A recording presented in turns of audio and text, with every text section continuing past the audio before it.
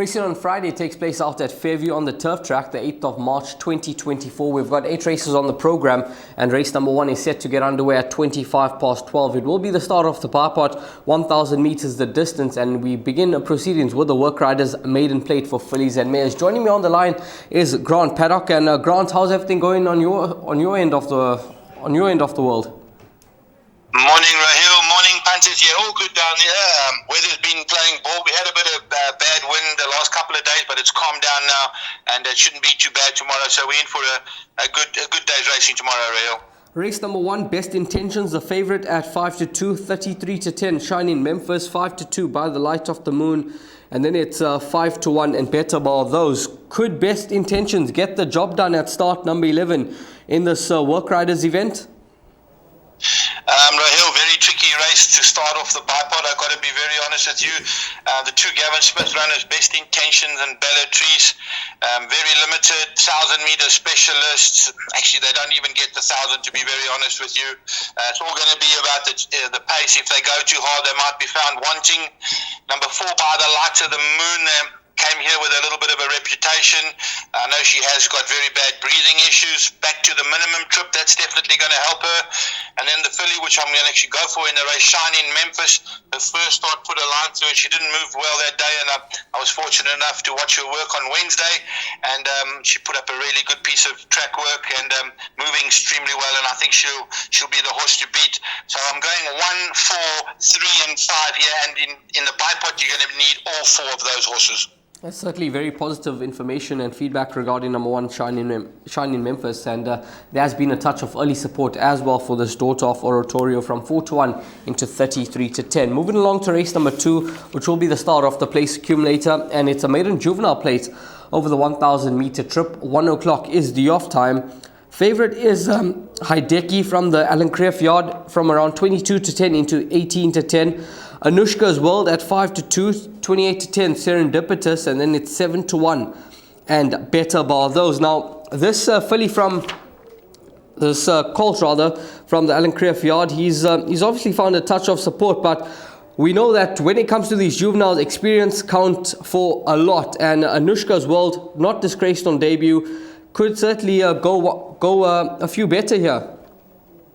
Rahil, 100%. I'm very strong on number 1, Anushka's World. I think the form line is pretty good as well. That you got beaten 0.95 and ran on very nicely. Now up to the 1,000 meters, the extra furlong's going to help. I think he's going to be a hard horse to beat. There's not much talk for Hideki on the ground, and normally by now, if it was on the job, it would have been in the red.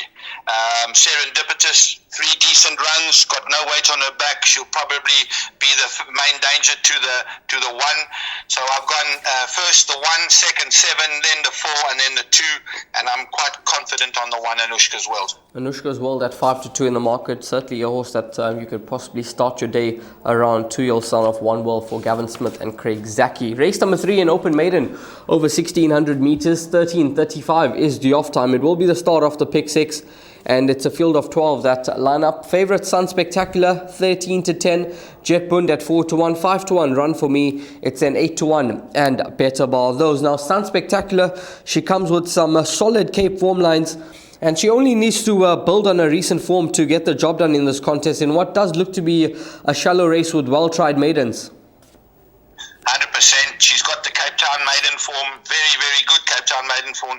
She's ready to win. She's done enough work. I think she'll take a power of beating the hill. She could be, the smaller punter could banker her in the pick 6. I'm very strong on her, even though she's against the bush. She's getting the sex allowance, and the only dangers here, Jet Bund and Run for Me. As you say, it's quite a shallow race. The winner will come from one of those 3 horses.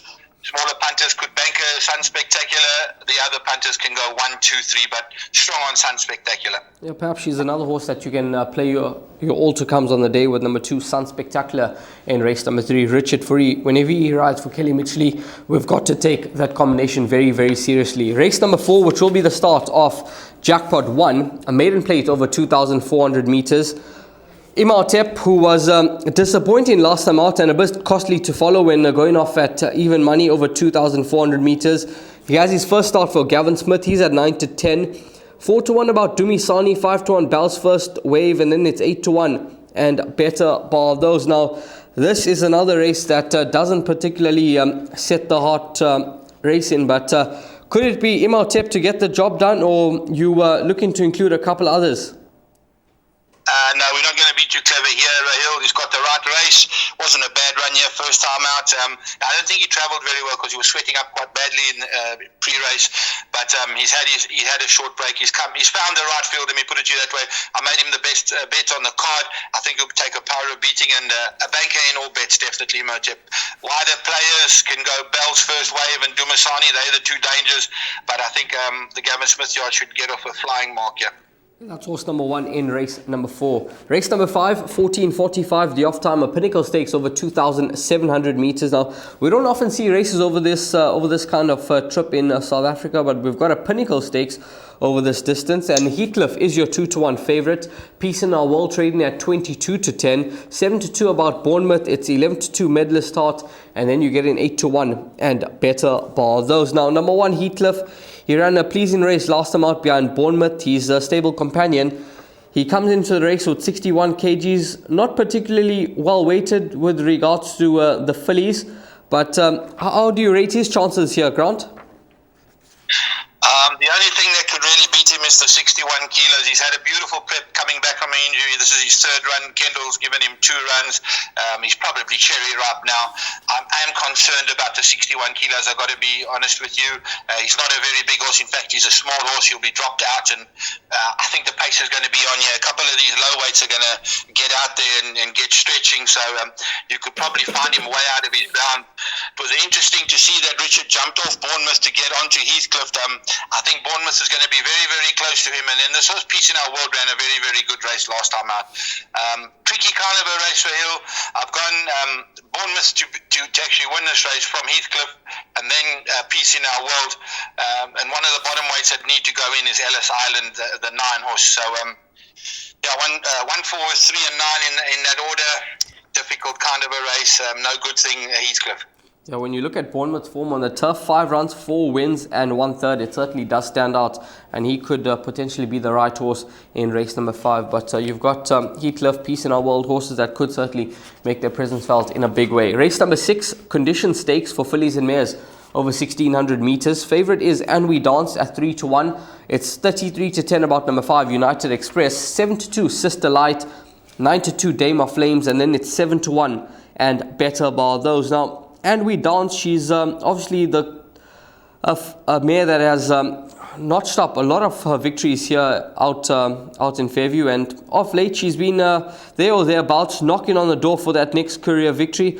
Could this be the race where she gets that 9 win under the belt? Rahil, very honest filly, done nothing running P. Once again, the 61 kilos over the mile in a conditions plate, little bit of a question mark for me.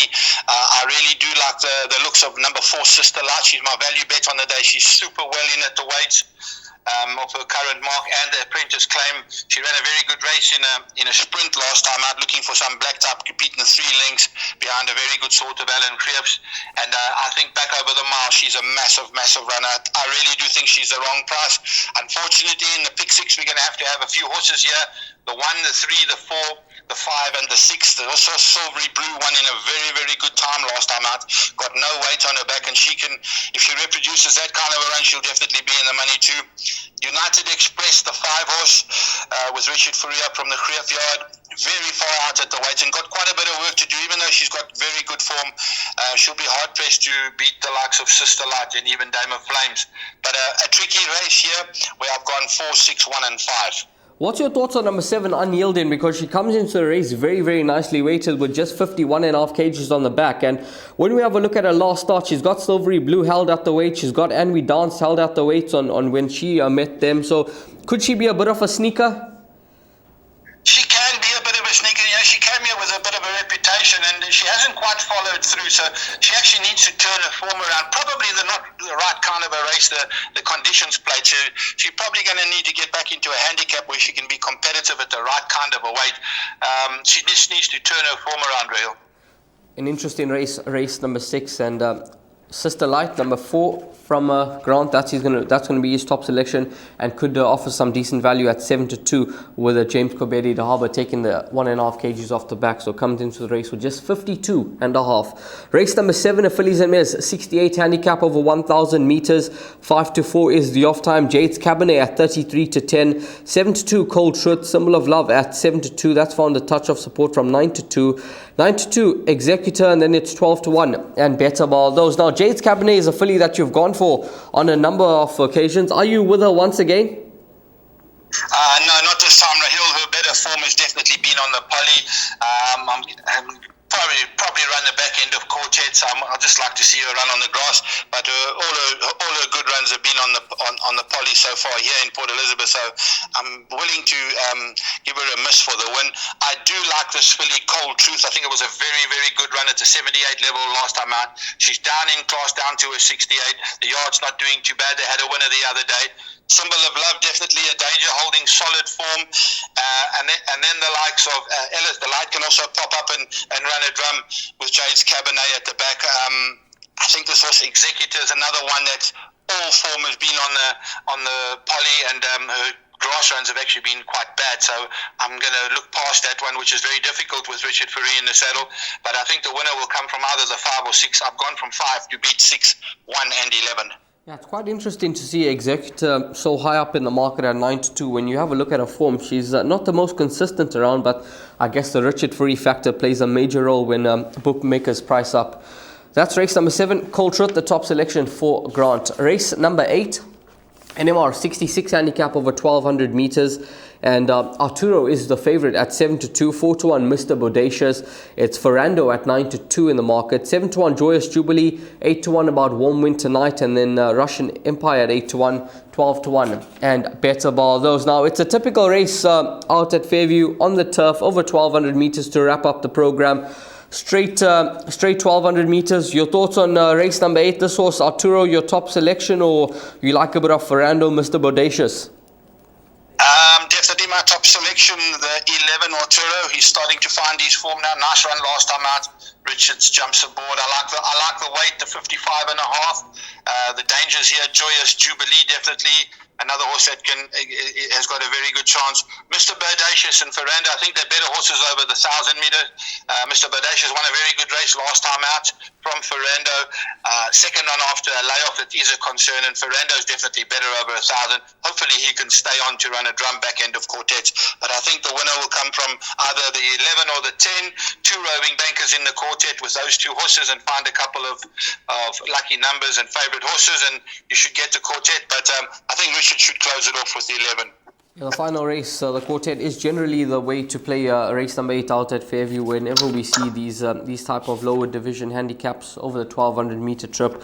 But Grant going with number 11 Arturo and hoping that Richard Fourie can wrap things up. We're going to move along to the suggested bet now, and Grant will take us through his suggested bet for racing on Friday out at Fairview on the turf track. Grant, take it away. Thank you, Rahil. Best bet, race 4, number 1, Imhotep.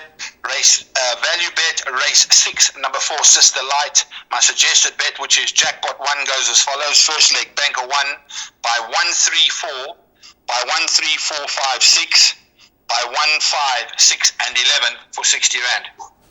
That's Grant Paddock's jackpot 1, which begins with the running of race number 4 at 2:10. Grant, thanks very much for your time. Have a wonderful weekend and all the best with racing on Friday. Thank you very much, Rahil, and good luck tomorrow for the punters. Goodbye. All the best with racing on Friday out at Fairview. 8 races on the program, and hopefully Grant has managed to guide you in the right direction.